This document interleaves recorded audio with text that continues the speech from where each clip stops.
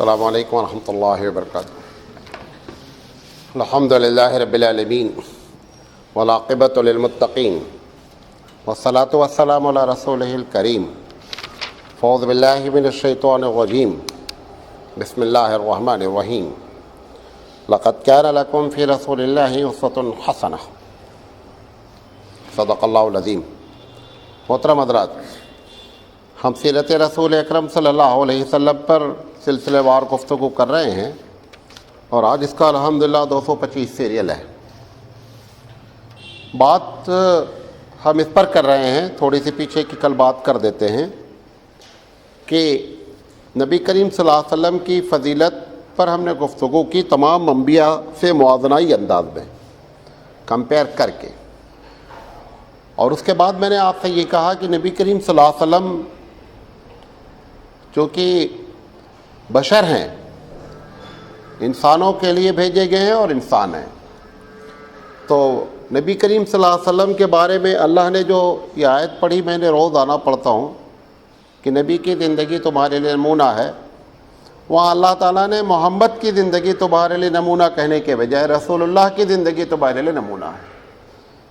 تو اس پر ہم نے بات کی تھی کہ نبی کریم صلی اللہ علیہ وسلم جب بحیثیت رسول بات کرتے ہیں تو 4 چیزوں میں آپ اور ہم کسی قسم کا کوئی اختیار نہیں رکھتے ہیں۔ اس میں سے میں نے سب سے پہلی بات کی تھی کہ شرعی امور میں، تو کل ایک صاحب نے پوچھا مولانا شرعی امور کیسے معلوم ہونا یہ شرعی امور ہے، یعنی یہ ڈسٹنگوش کیسے کیا جائے گا کہ یہ بات جو آپ کر رہے ہیں وہ شرعی امور ہے اور یہ بات جو آپ کر رہے ہیں وہ شرعی امور نہیں ہے؟ تو یقینی بات ہے یہ مشکل کام ہے۔ تو میں نے آپ کو آسان کرنے کے لیے اس میں بتایا تھا کہ 6 چیزیں جب وہ کرتے ہیں تو شرعی امور سے نہیں کرتے ہیں، کیونکہ انہوں نے اس کو ٹیلی نہیں کیا، لہذا وہ کوسچن جو اٹھا وہ لاجیکل کوسچن ہے۔ وہ 6 چیزیں میں نے آپ کے سامنے بیان کی تھی کہ اللہ کے رسول کبھی کبھی مشورہ دیتے تھے۔ اللہ کے رسول کا جو ذاتی معاملہ ہے اس میں سے ایک مشورہ ہے، کھانا پینا ہے، لباس ہے، اٹھنا بیٹھنا ہے، وضع قطع ہے اور دوا علاج ہے۔ یہ 6 چیزیں جو بیان کرتے ہیں اس میں 99% چانس ہے کہ بحیثیت رسول گفتگو نہیں کرتے ہیں، اور اس 6 چیز میں آپ نے ایک باؤنڈیشن لگایا کہ یہ علاج میں یہ منع ہے، لباس میں یہ منع ہے، اٹھنے بیٹھنے میں یہ منع ہے، کھانے میں یہ منع ہے۔ وہ منع کی جو لسٹ ہے اس کا درجہ بھی پہلے درجے میں چلا جائے گا، بقیہ ساری چیزوں میں آپ کو اختیار ہے۔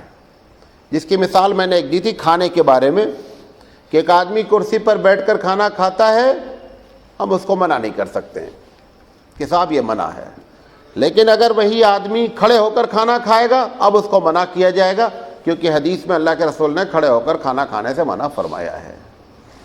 وہ اگر یہ پوچھتا ہے کہ اللہ کے رسول کیسے کھاتے تھے تو اس کو بیان کیا جائے کہ آپ بیٹھ کر کھاتے تھے، سمجھے نہیں؟ لیکن اس میں بندے کو اختیار ہے۔ تو یہاں تک میں نے بات آپ سے کی تھی، یاد ہے نا؟ اچھا، آج ہم جو بات کہنا چاہ رہے ہیں کہ انسانی کچھ کمزوریاں ہوتی ہیں، کچھ انسانی ضرورت ہوتی ہیں، اور انسان غلطیاں بھی کرتا ہے۔ یہ تینوں چیزیں انسان سے تعلق رکھتی ہیں۔ انسانی جو کمزوریاں ہیں اس میں سب سے بنیادی چیز انسان کا بھولنا ہے۔ آدم علیہ السلام سے بھول ہی اسی کا نتیجہ ہم سب ہیں۔ تو بھول انسان کی بڑی بنیادی ویکنس ہے۔ میں نے آپ کو کل بیان کیا تھا کہ صاحب وہ اللہ کے رسول نماز 2 رکعت پڑھائے اور بھول گئے۔ ایک صاحب نے فون کیا کہ مولانا وہ اس لیے کیا اللہ نے کہ تاکہ یہ لوگوں کو معلوم ہو جائے کہ اگر نماز 2 رکعت پڑھ لی جائے تو کیسے عمل کیا جائے۔ وہ جان بوجھ کر اللہ نے بھلوایا۔ بات ایک دم صحیح ہے، جب بھی آدمی کوئی بھولتا ہے وہ جان بوجھ کر ہی اللہ بھلواتا ہے، کیونکہ سارا ریموٹ کس کے ہاتھ میں ہے؟ اللہ کے ہاتھ میں۔ لیکن میں نے ان کو ایک اور جواب دیا، وہ آپ کو بھی جواب دیتا ہوں۔ سوال یہ ہے کہ عمل کرا کر کے اس مسئلے کو بیان کرنے کے بجائے زبانی طور پہ ہی تو بیان کیا جا سکتا تھا کہ اگر نماز بھول جاؤ تو کیسے پڑھو۔ نہیں سمجھے میری بات؟ عملی شکل میں 4 کے بجائے 2 پڑھ کر بتانے کے بجائے یہ بات بھی رسول اپنی امت سے کہہ سکتے تھے کہ اگر خدا نہ خواستہ کبھی 4 پڑھانے کے بجائے امام 2 رکعت پڑھا دے تو کس طریقے سے نماز حل کرے، اس کے لیے پریکٹیکلی کرا کے بتانے کی کیا ضرورت ہے؟ تو پتہ ہے چلا کہ پریکٹیکلی جان بوجھ کر اللہ نے کرایا یہ بتانے کے لیے کہ محمد صلی اللہ علیہ وسلم سید الانبیاء سید الکائنات ہیں، لیکن اس قسم کی ویکنس بھی ان کے پاس موجود ہے، بھول سکتے ہیں۔ جب جادو ہوا، اللہ کے رسول پر جب جادو ہوا، جادو کا اثر ہونا خود اس بات کی علامت ہے کہ یہ بشر ہیں۔ جب جادو ہوا، بھلے آپ کتنا بھی کہیں حضور عالم الغیب ہیں، جب طبیعت آپ کی خراب ہوئی، خراب ہونے کے بعد صحابہ پریشان ہوئے، یہ پتہ نہیں پایا جا سکا کہ طبیعت کیوں خراب ہے۔ پھر ایک دن اللہ کے رسول نے حضرت عائشہ سے کہا، عائشہ آج مجھے معلوم ہو گیا کہ مجھے میری طبیعت کیا خراب ہے۔ تو حضور سے انہوں نے پوچھا کہ کیا معلوم ہوا؟ تو انہوں نے بتایا کہ جبریل علیہ السلام آئے تھے اور انہوں نے بتایا کہ آپ کے اوپر جادو اور فلاں بندے نے جادو کیا ہے۔ سوال یہ ہے کہ حضرت عائشہ کو خود یہ بات کہنی چاہیے تھی۔ جب حضور نے کہا میری طبیعت خراب ہے تو صحابہ کہہ رہے ہیں آپ کی طبیعت خراب ہے۔ طبیعت خراب ہونے میں 2 طریقے کی کیفیت ہو رہی تھی۔ نماز نہیں پڑھے رہتے، آپ کہتے کہ نماز جماعت سے پڑھ کر آ گیا ہوں۔ صحابہ کہتے نہیں نماز نہیں ہوئی ابھی، کہا نہیں نماز پڑھ کر آ گیا ہوں۔ اور کبھی کبھی جو بیویوں کی باری تھی وہ بھی بھول جاتے تھے کہ آج کس کے یہاں جانا ہے۔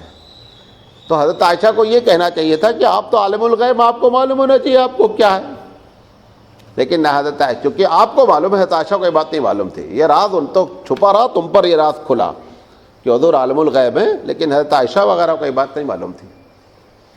ایک بیوی کو حضور نے ایک بات بتا دی کہ کسی کو بولنے کا نہیں۔ انہوں نے کیا کیا؟ انہوں نے بول دیا۔ جب انہوں نے بول دیا دوسرے دن تو جبریل علیہ السلام آئے کہ حضرت وہ جو آپ نے راز رکھا ہے نا وہ راز کھل گیا ہے، وہ بیوی نے بتا دیا۔ تو اللہ کے رسول جب بیوی سے سوال کیا کہ میں نے تم سے کہا تھا کہ بات نہیں بتانا، تم نے بتا دیا؟ تو انہوں نے یہ نہیں کہا میں نے بتا دیا۔ انہوں نے پوچھا آپ کو کون بولا کہ میں بتا دیا؟ ان کو فوراً یہ کہنا چاہیے تھا ہاں معلوم ہے آپ عالم الغیب ہیں، آپ کو معلوم ہو گیا ہوگا کہ میں نے بتا دیا، یہ جواب دینا چاہیے تھا ان کو۔ انہوں نے کہا من انبا کا ہذا، قرآن نے نقل کیا اس بیوی کے جملے کو، من انبا کا ہذا، کہ آپ کو یہ بات کس نے بتائی کہ راز میں نے فاش کر دیا؟ کہا نبانی العلیم الخبیر، میرا بتانے والا علیم الخبیر ہے جو سب کچھ جانتا، اس نے بتایا تم نے ایسا کیا ہے۔ تو کسی بیوی پر یہ راز نہیں کھلا تھا، یہ راز ہندوستان کے علماء پہ کھلا، بلکہ کسی پہ نہیں کھلا کہ حضور عالم الغیب تھے۔ ایک نہیں 2000 مثالیں کبھی آپ وقت دیں، 15-20 دن لگاتار صرف اسی پہ پروگرام ساری حدیث سے نکال کر اکٹھا کر دیتا ہوں کہ کہاں کہاں کہاں ہوا ہے۔ 20 دن لگے گا کم سے کم، اور 20 دن لگاتار 40 منٹ انشاءاللہ آپ گفتگو کی جا سکتی ہے۔ ایک نہیں 1000 واقعات پیش کیا ہے حضور کی لائف سے۔ اور سب سے خطرناک جو واقعہ معلوم آپ کو کیا ہے؟ حضور صلی اللہ علیہ وسلم کے پاس آئے، آ رہی بات آگے، پلاننگ سے آئے کہ اللہ کے رسول کو دھوکہ دینا ہے اور ان سے یہ کہنا ہے کہ آپ اچھے آدمیوں کو بھیج دیجئے، تبلیغ کے لیے دعوت کا کام کریں گے۔ اور حضور صلی اللہ علیہ وسلم نے ان کو ان کے اس دھوکے سے آپ باخبر نہیں ہو پائے اور ان کو بھیج دیا، اور 70 آدمیوں کو لے جا کر کے انہوں نے ریگستان میں مارا۔ اگر حضور جانتے تھے کہ یہ 70 کو قتل کرنے والا ہے تو یہ 70 کے خون کا جواب نبی کو دینا ہی پڑے گا، کوئی بچا نہیں سکتا ہے۔ اگر آپ یہ کہتے ہیں کہ حضور کو سب کچھ معلوم تھا اور جان بوجھ کر 70 صحابہ کو کٹوا دیا، تو یقینی بات ہے کہ 70 کا خون کس کے سر پر آپ لاد رہے ہیں؟ اس پر لاد ہے جو معصوم عن الخطا ہے، سمجھے نہیں؟ ایک نہیں 2500۔ بہرحال ہم بات کر رہے ہیں انسانی کمزوری کی، تو اس میں کمزوری میں سب سے پہلے بھولنا ہے۔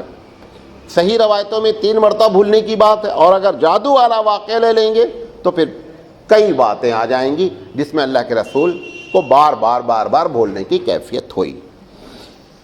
مولانا تھانوی علیہ رحمہ لکھتے ہیں کہ اگر انسان مانیں گے تو حضور اکمل ہیں، کامل نہیں اکمل ہیں، اور انسان نہیں مانیں گے، جو بھی مانیں گے نقص آئے گا۔ اگر عالم الغیب مانیں گے تو نقص آئے گا، اگر آپ مانیں گے کہ سب کچھ قادر ہیں تو بھی نقص آئے گا، انسان مانیں گے کوئی نقص نہیں آئے گا۔ بات سمجھے میری؟ اگر اللہ کے بارے میں یہ اللہ سب کچھ جانتا ہے اور پھر آپ اللہ کے سامنے کوئی ایسی بات کریں جس میں نہیں جانے کی، تو اللہ میں نقص پیدا ہوا۔ اگر نبی کو آپ عالم الغیب کہتے ہیں اور یہ سب واقعات پیش کیے جائیں گے تو نقص ثابت ہوگا کہ عالم الغیب ہوتے ہوئے بھی نقص موجود ہے۔ لیکن اگر انسان مانیں گے یہ ساری چیزیں نارمل ہیں، نیچرل چیزیں ہیں، ہوتی رہتی ہیں۔ آپ کو بھوک پیاس لگتی تھی، صحابہ نے کہا، آپ کو معلوم ہے صحابہ نے کہا جنگ خندق کے موقع پر سلمان فارسی نے کہا اللہ کے رسول پتھر ٹوٹتا نہیں ہے اور بھوک لگی ہوئی ہے۔ حضور نے فرمایا کہ تم 1 دن کے بھوکے ہو، میں 2 دن کا بھوکا ہوں۔ بھوک کس کو لگتی ہے؟ اب اللہ کے رسول نے ایک دوسری جگہ یہ بات فرما دی کہ میرا رب مجھے کھلاتا اور پلاتا ہے۔ اب غور سے سنیے گا کہ وہ حدیثیں ہوتی ہیں جو بندے کو کلک کرواتی ہیں۔ اب یہ بات جب کہہ دی میرا اللہ مجھے کھلاتا اور پلاتا ہے، تو سلمان فارسی سے یہ جو بات آپ نے کہی کہ صاحب میں 2 دن کا بھوکا ہوں، یہ دونوں کیا ہو گئے؟ اختلاف ہو گیا نا۔ وہ کس موقع پر آپ نے کہا ہے؟ جب حضور نے فرمایا کہ لوگوں کنٹینیو روزہ نہیں رکھو۔ کنٹینیو روزہ کا مطلب یہ ہوتا ہے صوم وصال کہتے ہیں کہ لگاتار روزہ رکھنا اور بیچ میں ایک دم گیپ نہیں کرنا، سحری کے بغیر روزہ رکھتے چلے جانا۔ تو صحابہ کو حضور نے منع کیا۔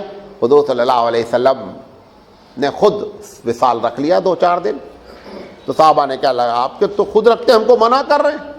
تو حضور نے فرمایا کہ میرا رب مجھے کھلاتا اور پلاتا ہے۔ اس کا یہ مطلب نہیں میں جب بھوکا ہوں تو کھلاتا اور پلاتا ہے، کہ جب بھوکا کھلاتا پلاتا ہے تو حضرت عائشہ سے بار بار جا کر پوچھنے کی کوئی ضرورت نہیں کہ آج گھر میں کیا ہے، تمہیں کھاؤ نہیں کھاؤ ہمیں کھا رہے ہیں۔ اگر اس کا معنی 24 گھنٹہ اور ہر وقت کا مطلب یہ ہے کہ میرا رب مجھے کھلاتا اور پلاتا ہے، 200 حدیث ہیں۔ اللہ کے رسول گھر پہنچے، بیوی سے پوچھا آج کچھ ہے؟ کہا آج تو کچھ نہیں۔ کہا اچھا ٹھیک ہے پھر میں روزہ رکھ لیتا ہوں۔ کبھی پہنچے، کہا کچھ ہے؟ کہا ہاں تھوڑا سے گوشت رکھا ہے۔ اگر حضور کو ہر تینوں ٹائم اللہ ہی کھلا رہا تھا غیب سے، تو یہ پھر سوالات سب کیا ہیں؟ سارے ڈرامے ہو جائیں گے خدا نہ خواستہ۔ ان کی آپ کوئی وہ نہیں کر سکتے ہیں کہ ایک طرف بھوک بھی نہیں لگی اور دوسری طرف بیوی سے پوچھ بھی رہے ہیں، پتھر کھول کر پیٹ دکھلا رہے ہیں کہ دیکھو پتھر بندھا ہوا ہے، سلمان فارسی کو جواب دے رہے ہیں اگر تم 1 دن کے بھوکے تو ہم 2 دن بھوکے ہیں۔ ابو ہریرہ اپیل کر رہے ہیں کہ اللہ کے رسول کچھ ہو دیجئے، کہا میں خود بھوکا ہوں 2 دن سے۔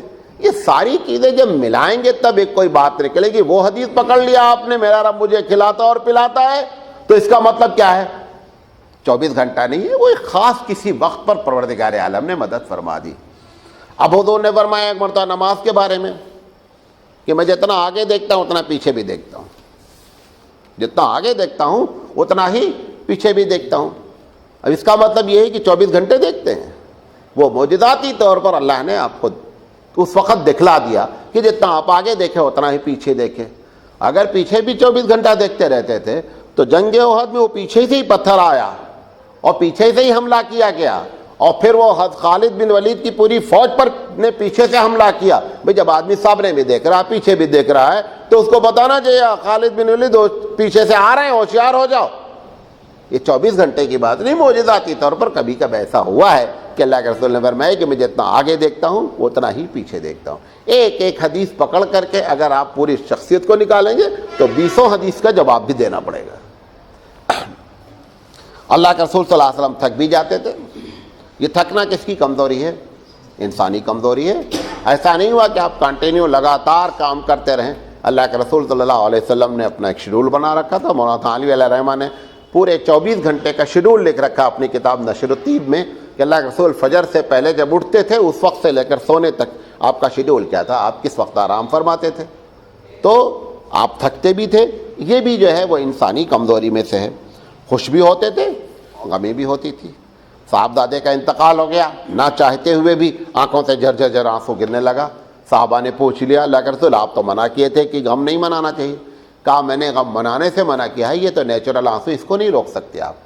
فطری طور پر ایک آدمی کو تکلیف پہنچی ہے، اندر سے آنسو نکلے گا، اس کو روکنے کی بات تو نہیں کی جا رہی۔ غم بھی ہوا، خوشی بھی ہوئی، چوٹ بھی لگی۔ یہ سب کیوں کرایا اللہ نے؟ یہ بتانے کے لیے کہ دیکھو سید الانبیاء ہیں لیکن خدا نہیں ہے۔ ان تمام چیزوں سے پاک کس کی ذات ہے؟ رب ذوالجلال کی ذات ہے، وہ ان تمام کمزوریوں سے پاک ہے۔ بلکہ خدا کو اگر آپ نے ویکنس سے جوڑ دیا، وہ ہمارا خدا ہے ہی نہیں۔ خدا should be free from all weakness. ایک بھی سارے لوگوں کے ساتھ یہ معاملہ ہے۔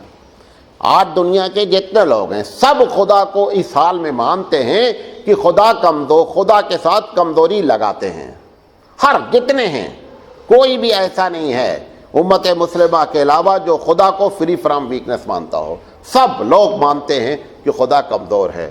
اگر آپ بائبل اٹھا کے دیکھیں گے، یعقوب علیہ السلام کے بارے میں لکھا ہے کہ یعقوب نے خدا سے کشتی کی، یعقوب جیت گیا، خدا ہار گیا۔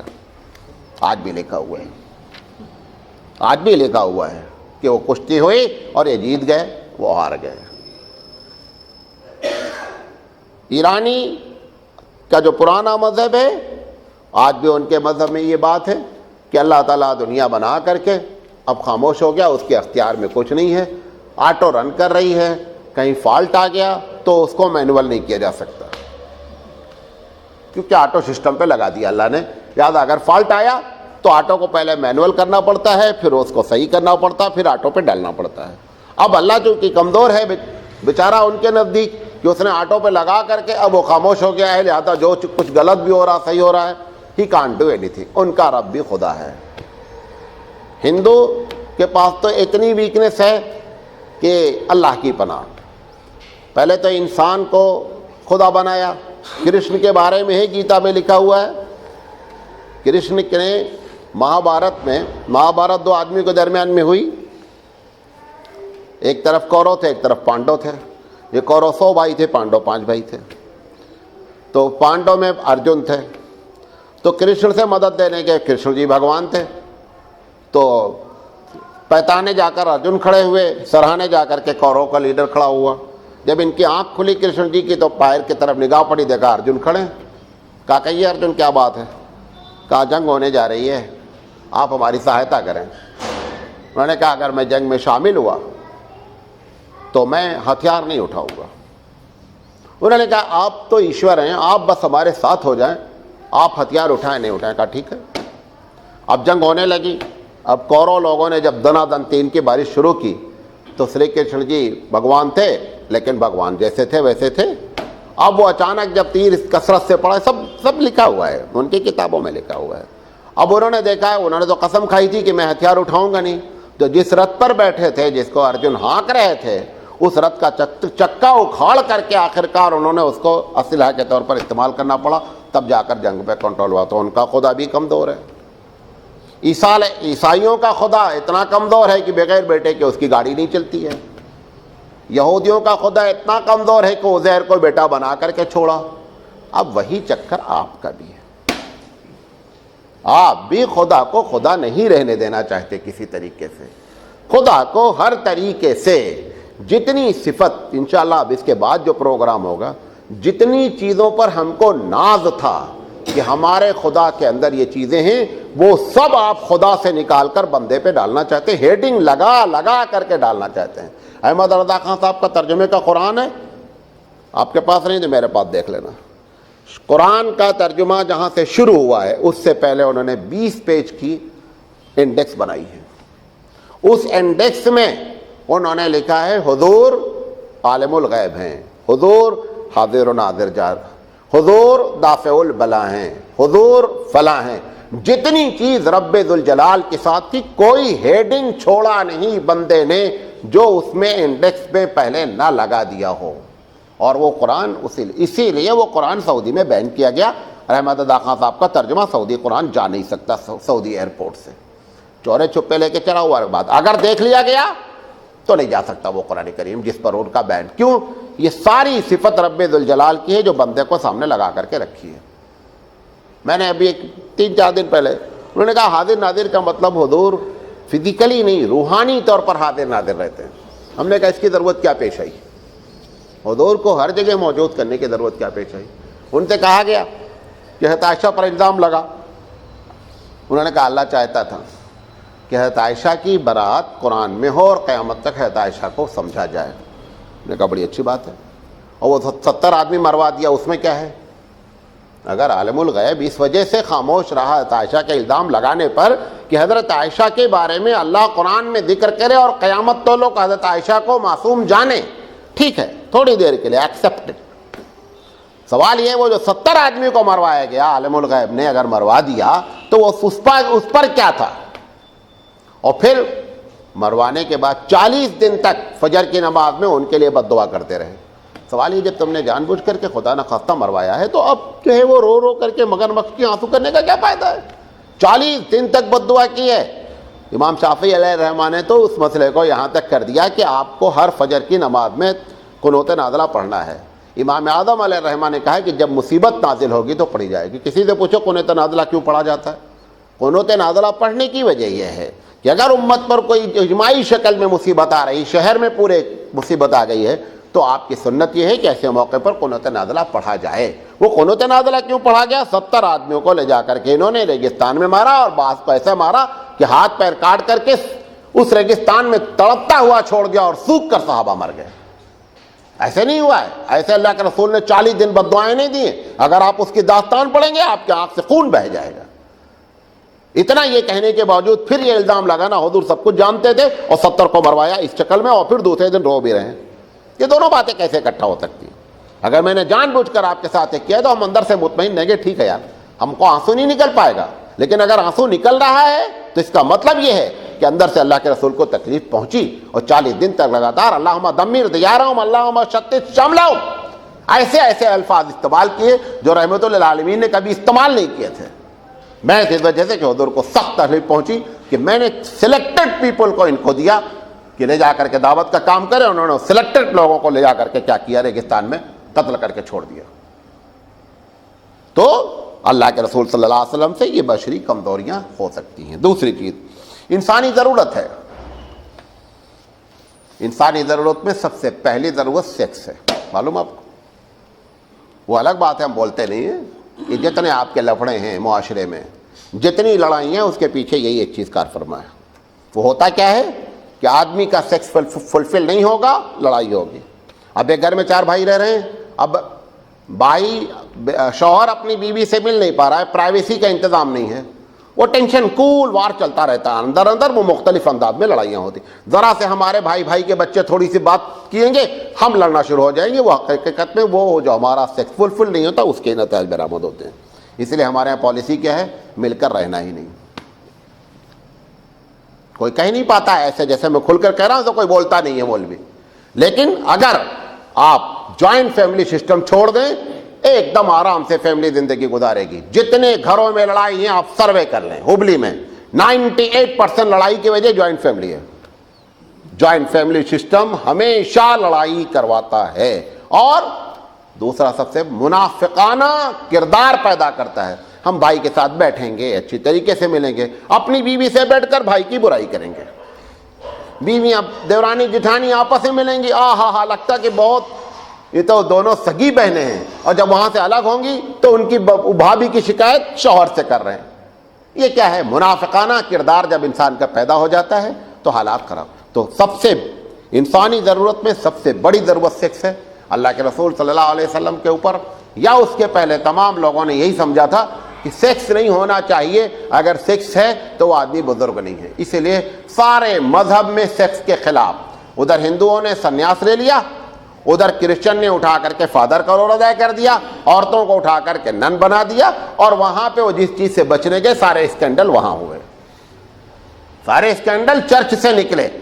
اللہ کے رسول صلی اللہ علیہ وسلم چونکہ جس مذہب کا آپ نے اناؤنس کیا وہ مذہب آدم کا تھا، اور آدم سے لے کر محمد صلی اللہ علیہ وسلم تک نیچرل گفتگو کرتا ہے، فطری گفتگو کرتا ہے۔ اس فطری گفتگو میں سیکس تھا۔ اللہ کے رسول صلی اللہ علیہ وسلم نے شادیاں بھی کی، تو شادی انسان کی سیکسی ضرورت ہے، ہر حال میں آپ کو اس کو ایکسیپٹ کرنا پڑے گا۔ اور اسی لیے ایک دوسرے گھر کی لڑکی سارا بخیل سے بخیل شوہر بھی ہے لیکن بیوی کے لیے خرچہ کرنے کے لیے تیار ہے۔ کیوں؟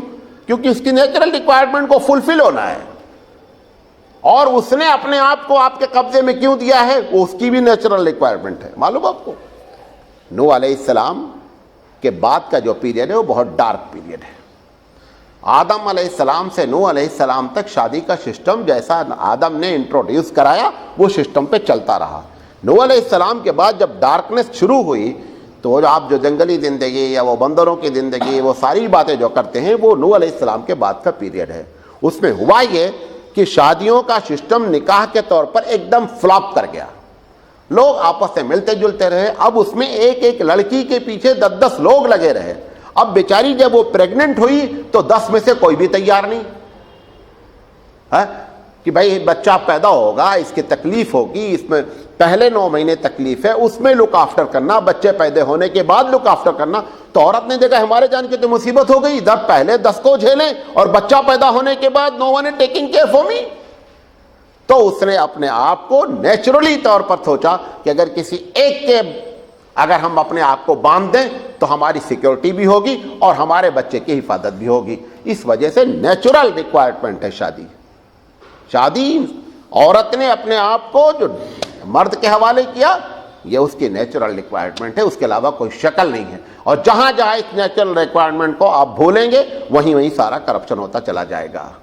لہذا یہ جو سیکس ہے اس کو فلفل ہونا، ہر نبی یحییٰ علیہ السلام، عیسیٰ علیہ السلام کے علاوہ بقیہ سارے نبی شادی، اور کسی بھی نبی کی شادی ایک نہیں ہے. یہ بھی آج نوٹ کر لینا. کوئی بھی نبی، یہ تو ہم ہندوستانی بیچارے ایک بیوی پہ ڈیپینڈ ہے، ورنہ نبی کی سنت سب لوگ پوچھتے ہیں شادی میں بھی نبی کی سنت ادا کرو بھائی. یہاں پہ شادیاں فلاپ کی ہوئیں دوسری، وہ ایک الگ ٹاپک ہے، کبھی انشاءاللہ زندگی رہی تو اس پر ہم بات کریں گے، سمجھے.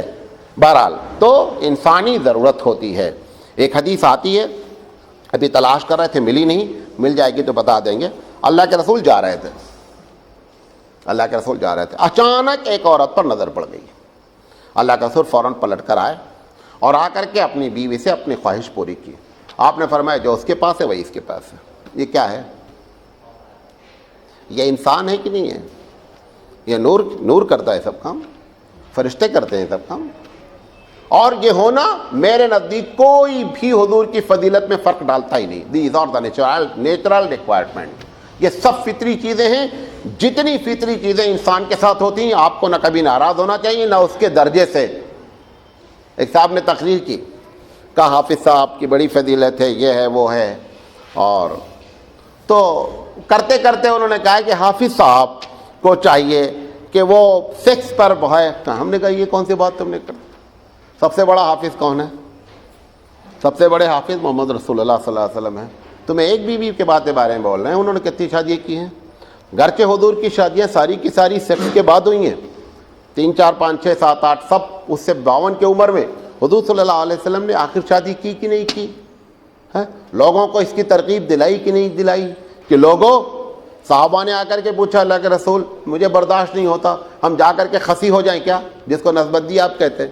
حضور نے فرمایا نہیں، خسی نہیں ہو سکتے. انہوں نے کہا کہ ہمارے پاس پیسے نہیں ہیں. کہا جاؤ روزہ رکھو، دعا کرو اللہ سے. اللہ تعالیٰ نے پھر نبی کریم صلی اللہ علیہ وسلم پر آیت نازل کی کہ محمد صلی اللہ علیہ وسلم اگر کوئی اس وجہ سے شادی کرے گا کہ ہم غریب ہیں اور لیکن اللہ ہم کو گناہ سے بچائے، تو اللہ تعالیٰ نے کہا کہ شادی کے بدلے میں ہم تم کو غنی کر دیں گے. اس کے بعد حضور صلی اللہ علیہ وسلم نے فرمایا جب آدمی نے شکایت کیا کر اللہ کے ساتھ بہت کڑکی چل رہی، کہا جاؤ شادی کر لو. پہلے مرتبہ کہا تھا روزہ رکھو. جب اللہ نے یہ بات کر دی کہ اللہ تم کو غنی کر دے گا شادی کرنے کے بعد، تو حضور نے کیا کہا؟ جاؤ شادی کرو، کڑکی دور ہو جائے گی. تو اس نے جا کے کر لیا. کڑکی بڑھ گئی کیونکہ اب تک ہمارا خرچہ ایک اور آ گئی. انہوں نے کہا رسول اب تو ایک نہ شدھ 2 شدھ ہو گیا، 2 ہو گئی. کہا جاؤ ایک اور کرو جی جا کے، جی تمہیں 2. اب وہ 2 بیوی آ گئی، اب 3 کا خرچہ ہو گیا، 2 وہ + 1. اس کے بعد پھر کہا اللہ رسول کڑکی ہے، کہا تیسری کرو جا کے. جی آپ ایسا اس لیے نہیں کرتے کہ آپ کو حضور کی بات پر اعتماد نہیں تھا، ان کو اعتماد تھا، وہ دھڑا دھڑ کرتے گئے. تمہارا اگر ایمان اتنا تگڑا ہو، آج کیا ہے یعنی صاحب وہ بہت کماتے رہنا، گھر بنا لینا، گاڑی ہو جانا، پھر گاڑی پارکنگ کی جگہ بھی ہو جانا، تب ہمیں شادی کرنا. اللہ کے رسول صلی اللہ علیہ وسلم ایک آدمی کو اچھا رشتہ مل گیا، لڑکا کاہل نہیں ہے، روٹی کھلا سکتا ہے، شادی کریں، اللہ اسے برکت عطا فرمائے گا. کتنے اسی شہر میں لوگ ہوں گے، آپ ان کا سروے کر لیں. جب آپ نے شادی کی تو فٹ پاتھ پہ تھے، آج کار پہ گھوم رہے ہیں. ہے نہیں ایسے ہزاروں لوگ؟ اگر وہ دیکھا جاتا ہے نہیں جب تک یہ کار پہ نہیں گھومے گا تب تک شادی نہیں کریں گے. ایسے لوگ اپنی بیٹیاں بیٹھائے رہتے ہیں، یہ بھی یاد کرنا ہے. کیونکہ اتنا تلاش کرتے ساری سیکیورٹی اس کے کوئی بھی نہیں رہنا، بھائی بھی نہیں رہنا، بہن بھی نہیں رہنا، اپنے باپ کے اکیلے رہنا، ساری پراپرٹی ہمارے پاس آ جانا۔ لڑکی والے ماں مر گئی ہو تو اچھا ہے، اس کی ساس نہیں رہنا، باپ بھی نہیں رہنا، گھر اکیلا رہنا۔ ہم تو ایک صاحب نے کہا یہ ساری صفت جنت میں اکٹھا ہوگی۔ جس زمین پہ تم رہ رہے ہو آل کوالٹیز پاسبل نہیں ہے، تھوڑا نرم گرم کر کے بات کرو گے تب شادی ہوگی۔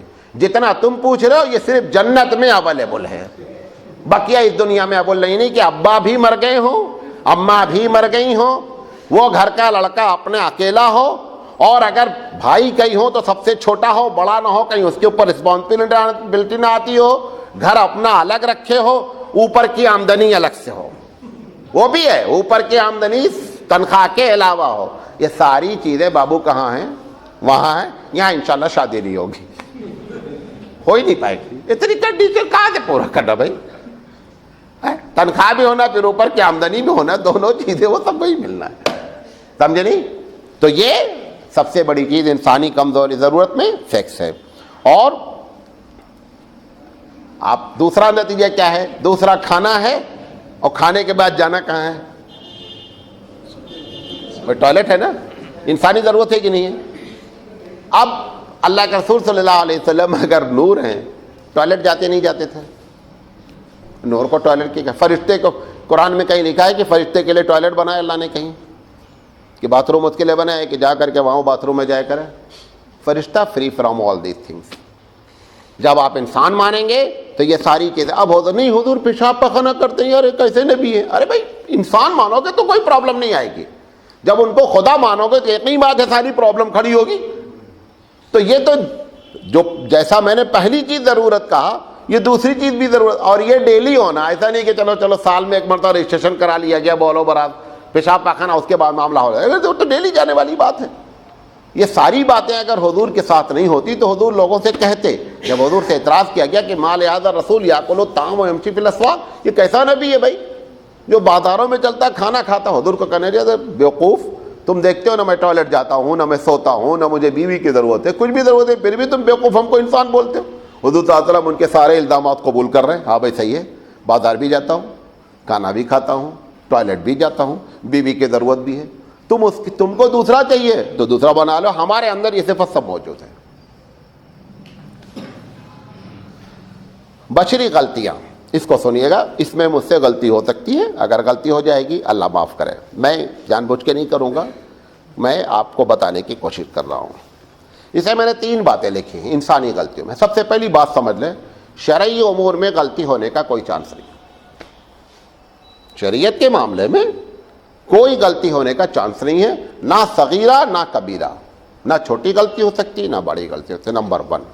نمبر 2، گناہ کبیرہ ہونے کے کوئی چانس نہیں، نبی سے گناہ کبیرہ ہونے کے کوئی چانس ہی نہیں۔ اگر ایسا موقع آ بھی جائے گا تو رب ذوالجلال گناہ سے پہلے پروٹیکٹ کر دے گا۔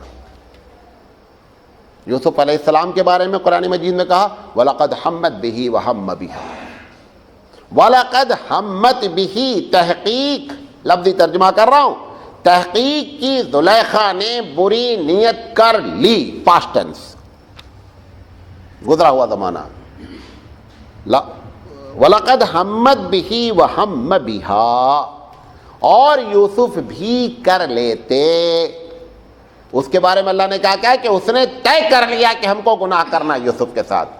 اللہ تعالیٰ کہہ رہا ہے یوسف بھی کر لیتے، لولا رعا برہان ربی، اگر اپنے رب کی دلیل نہ دیکھ لیتے۔ اللہ نے اس وقت حفاظت فرمائی، اسی لیے یوسف علیہ السلام آگے کہتے ہیں وما ابرئ نفسی ان النفس لامارۃ بالسوء، اللہ میں یہ نہیں کہتا میں بڑا گریٹ تھا لہذا زلیخا کے جال سے بچ گیا، وما ابرئ نفسی، میں اپنی نفس کو کی برات نہیں کرتا ہوں، بلکہ آپ نے میری حفاظت کی اس لیے میں بچ گیا۔ لہذا نبی سے گناہ ہونے کے کوئی چانس نہیں ہے، اگر ایسا کہیں خطرہ ہو جائے گا تو پروردگار عالم اسپیشل سیکیورٹی کر کے نبی کی حفاظت فرمائے گا۔ اچھا، اب وہ جو غلطی ہونے کے چانس ہے وہ کہاں کہاں ہے وہ بتا رہا ہوں آپ کو۔ ایک تو انجانے میں غلطی ہوگی دنیاوی معاملے میں، دیکھیں ایک چیز نوٹ رکھیں، یہ سینسیٹیو معاملہ ہے، انجانے میں نبی سے غلطی ہو سکتی ہے لیکن شرعی معاملے میں نہیں، دنیاوی معاملے میں۔ اللہ کے رسول صلی اللہ علیہ وسلم مدینہ آئے، مدینہ آنے کے بعد آپ نے دیکھا کہ لوگ کھجور کے پھلوں کو کراس کر رہے ہیں، میل فیمیل ملا رہے ہیں۔ اس وقت بایولوجی نہیں جانتے تھے، لیکن ان کو یہ آئیڈیا تھا کہ میل فیمیل کے پھول کو نہیں ملایا جائے گا، کھجور نہیں آئے گی۔ اللہ کے رسول مدینہ آئے، لوگ دیکھے درخت پہ چڑھ رہے ہیں، ادھر پھول کاٹ رہے ہیں، ادھر ڈال رہے ہیں، دونوں کو باندھ رہے۔ ادھر دادا نے کہا کیا کر رہے ہو؟ کہا اللہ کے رسول یہ ایسے کرنا پڑتا ہے۔ اب انہیں بایولوجی کا تو آنسر معلوم نہیں تھا کہ یہ فیمیل ہے، وہ میل ہے تو فلاں ہے۔ انہوں نے کہا رسول کرنا پڑتا، نہیں کرتے تو کھجور نہیں آتی۔ کہا چھوڑو یار بیکار۔ انہوں نے سمجھا رسول اللہ صلی اللہ علیہ وسلم حکم دے رہے ہیں چھوڑو، انہوں نے چھوڑ دیا۔ اب مدینے میں جب کھجور کا سیزن آیا تو کھجور اتنی بڑی بڑی ہو گئی۔ اب لے کر کے ہر صحابی، اس لیے نہیں کہ حضور کھجور چھوٹی ہو گئی، ان کو یہ تھا کہ میری فصل، میرے باغ کی کھجور حضور کھائیں۔ ہر آدمی لے کر کے آ رہا ہے، دوسرے تیسرے دن حضور دیکھ رہے ہیں کھجور، ہمارے کہتے چچک گئی، سوکھنے کو ہندی میں ایک لفظ چچک گئی، وہ چھوٹی چھوٹی ہو گئی۔ اللہ کے رسول صلی اللہ علیہ وسلم نے کہا کیا چکر ہے؟ آپ ہی منع کر دیے نا، آپ بولے تعبیر نہیں کرنا، ہم لوگ نہیں کرے، ایسا ہو گیا۔ اس وقت حضور نے ایک تاریخی بات کہی، وہ پیش کرتا ہوں، مسلم شریف کی روایت ہے، پوری حدیث پڑھ رہا ہوں، ترجمہ کرتا ہوں۔ آپ نے فرمایا انما انا بشر، غور سے سنیے گا، مسلم شریف کی روایت ہے، ایسا نہیں ڈنڈی مار دو فلاں حدیث ہے ضعیف رہ گیا وہ کوئی چکر نہیں ہے۔ انما انا بشر، لوگوں میں انسان ہوں، اذا امرتکم بشیء، اگر میں تم کو کسی چیز کا حکم دوں، من دینکم، تمہارے دین کے بارے میں، فخذوا بہ، تو ہر حال میں اس کو پکڑ لینا، اس میں غلطی کے کوئی چانس نہیں ہے۔ وَإِذَا أَمَرْتُكُمْ، اور اگر میں تم کو حکم دوں، لفظی ترجمہ کر رہا ہوں، وَإِذَا أَمَرْتُكُمْ، اگر میں تم کو حکم دوں، بِشَيْءٍ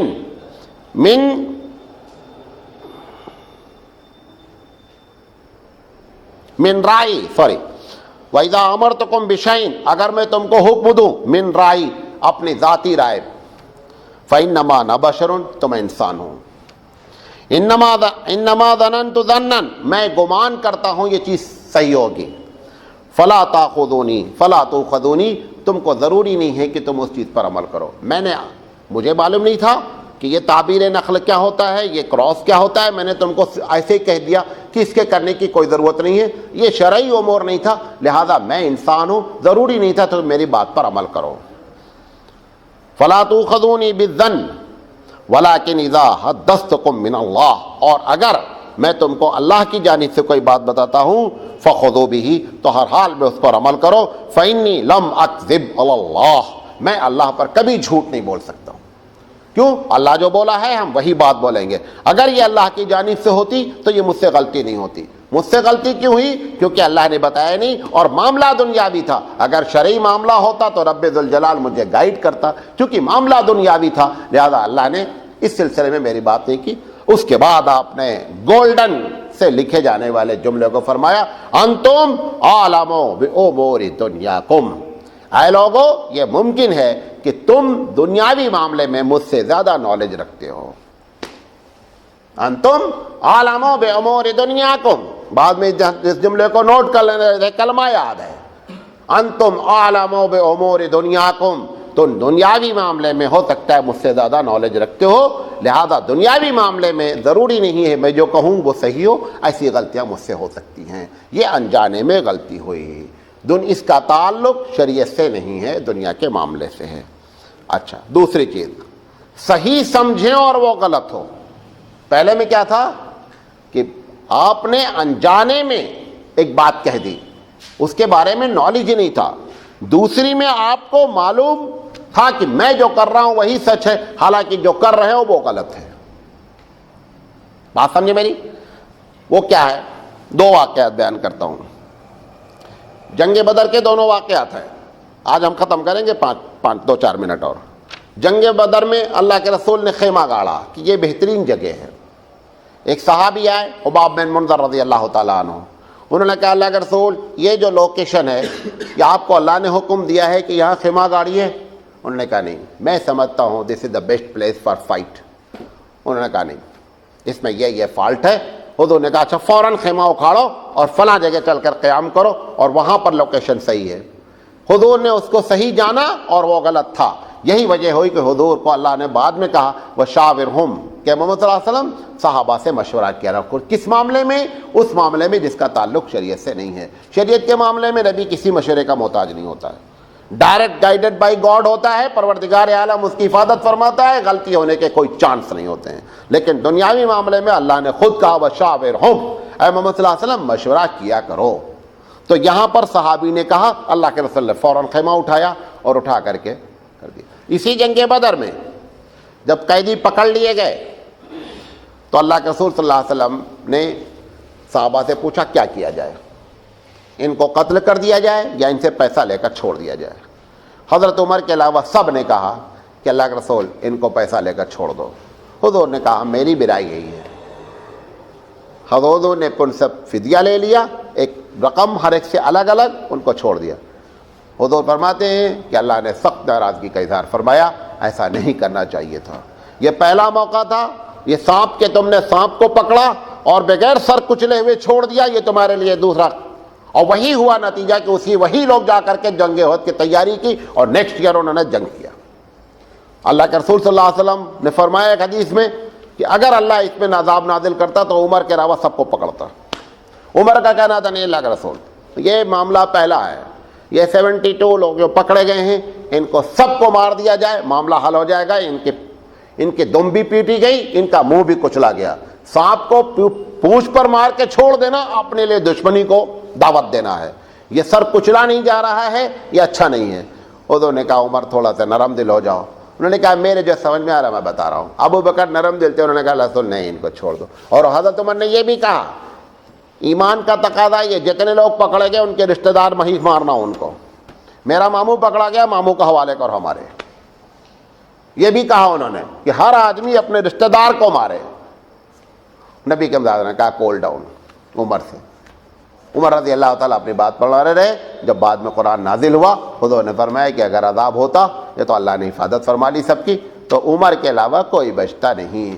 اب یہ حضور جانتے تھے ہم جو کر رہے صحیح ہے، اور کیا ہو گیا؟ غلط ہو گیا۔ ایسی غلطی دنیاوی معاملے میں ہو سکتی ہے۔ نمبر 3، تین ہی چیز لکھا ہوں، دھوکے میں آ جانا۔ دھوکے میں آ جانا، عالم الغیب دھوکے میں کبھی نہیں آ سکتا ہے۔ وہ آپ کو جو واقعہ بتایا ابھی کہ حضور کے پاس آئے، اپیل کی قبیلے والوں نے کہ ہمارے قبیلے کے لوگ اسلام قبول کرنا چاہتے ہیں، آپ یہاں سے دائی بھیج دیں جو دعوت کا کام کریں، اور ایک بڑا قبیلہ ہے زیادہ آدمی کو بھیجیے۔ 70 آدمی کا مطلب کہ کم سے کم 7-8 ہزار آدمی کی آبادی پہ کام کرنا تھا۔ حضور نے 70 افراد کو سلیکشن کیا کہ آپ ان کو لے کر کے جائیے۔ صحابہ کو ہدایت فرمائی کہ دیکھو وہاں جا رہے ہو دین کا کام کرنا ہے۔ صحابہ خوشی خوشی بیچارے گئے۔ مدینہ سے کچھ کلومیٹر جانے کے بعد ان لوگوں نے پلاننگ کی تھی، پہلے سے وہاں اسلحہ رکھا ہوا تھا، اور انہوں نے جا کر کے اپنے حوصلے اٹھا لیے، اور 70 کے 70 صحابہ کو انہوں نے شہید کر دیا۔ بعض روایت میں آتا ہے کہ 1 بچ گئے، 69 وہاں پہ شہید ہوئے۔ تو پتہ یہ چلا کہ انسانی دھوکہ بھی حضور صلی اللہ علیہ وسلم کھا سکتے ہیں۔ اس کے علاوہ 3 اور باتیں بتا رہا ہوں، 2 باتیں مثالیں اور دے رہا ہوں۔ اللہ کے رسول کو یہودی عورت نے پلاننگ کے ساتھ دعوت دی کہ حضور کو زہر آلودہ گوشت کھلانا ہے۔ حضور کو دھوکے کے لیے دعوت دی۔ اللہ کے رسول صلی اللہ علیہ وسلم کی عادت تھی کہ دعوت کا انکار نہیں کرتے تھے۔ یہودی عورت کے باوجود آپ نے دعوت کو ایکسیپٹ کر لیا، اس نے اس میں زہر ملایا، اور نبی کریم صلی اللہ علیہ وسلم کے ساتھ بیچارے ایک صحابی بھی تھے۔ حضور نے جیسے ہی لقمہ توڑا، صحابی 2 سیکنڈ پہلے توڑ کے منہ میں رکھتے ہی ان شہید ہو گئے بیچارے۔ اللہ کے رسول کے منہ تک پہنچا، جبریل علیہ السلام نے آ کر کہا اللہ رسول اس کو کھائیے گا نہیں۔ عالم الغیب کو جبریل بتانے کی کوئی ضرورت نہیں ہے، اور جبریل کو بھی نہیں معلوم ہوتا ہے۔ جبریل کو بھی یہ بھی ہاتھ نوٹ کر لے ماتا، جبریل بھی خود سے نہیں جانتے، جبریل بھی اللہ کے علم سے علم حاصل کرتے ہیں، اپنی ذات سے جبریل بھی نہیں جانتے۔ اور اگر اپنی ذات سے جبریل ساری بات جانتے تو بنی اسرائیل کا جو وہ واقعہ ہے جس میں کہا گیا کہ فرشتے سے کی پوری بستی پلٹ دو، اس فرشتے نے اللہ سے کہا اللہ ایک آدمی تو مصلی نہیں چھوڑتا، اس کو بھی پٹک دینے کا۔ اللہ نے کہا پہلے اس کو پٹکو جی۔ اگر ان کو فرشتے کو معلوم ہوتا کہ یہ بھی اس میں شامل ہے تو یہ کوسچن کرنے کی کوئی ضرورت نہیں تھی۔ فرشتہ بھی نہیں جانتا خود سے، نہ جن جانتا ہے، نہ فرشتہ جانتا ہے، نہ انسان جانتا ہے۔ یہ تینوں جانتے ہیں رب ذوالجلال کے بتانے سے، بقیہ کچھ نہیں جانتے ہیں۔ اللہ کے رسول گئے، وہ صحابی بیچارے شہید ہو گئے۔ جبریل علیہ السلام نے آ کر کے حضور کو بتایا. دھوکے میں آئے لیکن جبریل علیہ السلام نے بتایا, لہذا آپ نے کھانا روک دیا. حضور صلی اللہ علیہ وسلم یہودیوں سے ہی بات کرنے ایک مرتبہ گئے, ایک میٹر پر بات کرنی تھی. بات یہ تھی کہ ایک آدمی کا قتل ہو گیا. ان دونوں کا معاہدہ تھا کہ اگر کوئی قتل ہو جائے گا بائی چانس تو اس کا بلڈ منی جو ہے ہم سب لوگ مدینے والے مل کے پے کریں گے, تم بھی اس میں شیئر کرو گے. اللہ کے رسول نے ان سے جا کر کے یہ بات کہنی چاہیے کہ آپ بھی اس میں شیئر کریں, یہ بائی چانس قتل ہو گیا ہے. انہوں نے کہا ٹھیک ہے ہم بات کریں گے آپ سے. حضور صلی اللہ علیہ وسلم کو پری پلان انہوں نے جا کر کے, ایک گھر ایسا تھا کہ اس کے اوپر تھوڑا سا اونچا تھا, پہاڑی تھی, وہاں سے جا کر کے ایک بڑا سا پتھر پہلے پلان کے ساتھ رکھ دیا گیا. اللہ کے رسول کو بلایا گیا, نیچے بٹھالا گیا اور اوپر ایک آدمی کو رکھا گیا کہ جب ہم اشارہ کریں گے تو پتھر اوپر سے پھینک دینا, حضور کے سر پہ گر جائے گا اور حضور جو ہے ہم جو چاہتے ہیں وہ ہو جائے گا. اللہ کے رسول جا کر کے وہاں بیٹھے اور بہت اچھی انہوں نے بیٹھک ان کی لگائی اللہ اور بات کرنے کے لیے آئے.